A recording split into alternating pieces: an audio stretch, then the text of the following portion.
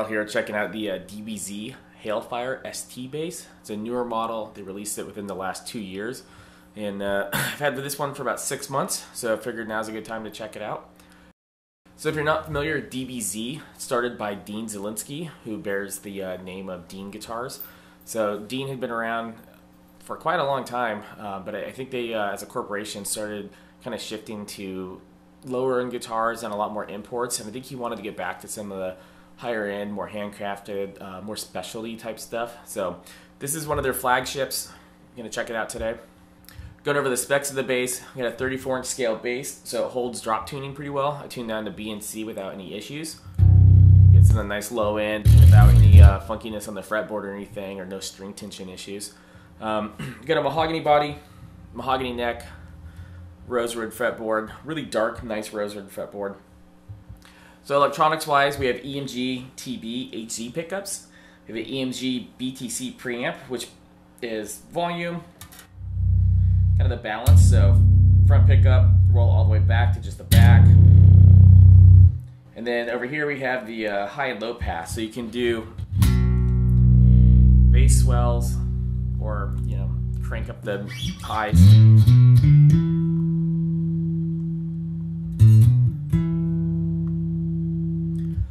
Practicality terms, live, one of my favorite things to do.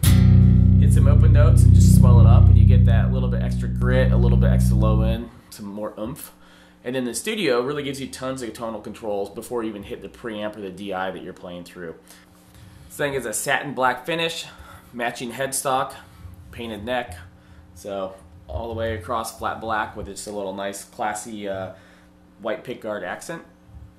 So, reading up on this bass, what they're trying to do, they're trying to go for a vintage yet modern kind of feel on a bass. So, kind of a Thunderbird-ish body with, you know, some modern design flares, I guess. So, a lot of contouring on it.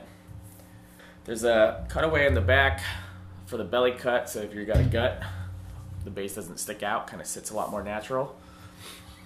So in closing, I think the bottom line comes down to, would I recommend this bass to somebody else, or would I buy it again?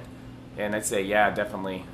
Really well constructed bass. The thing's beautiful, plays great, sounds amazing, feels good to play live, feels good to play in the studio, just sitting around noodling. I don't know, I'm a really big fan of it. And if you know me, I love pointy basses, not a big fan of kind of like more standard shapes. And this is probably about as classy as I get, and I'm really enjoying it. I think it's a great purchase for me. Getting my mileage out of it, and the thing has not let me down yet.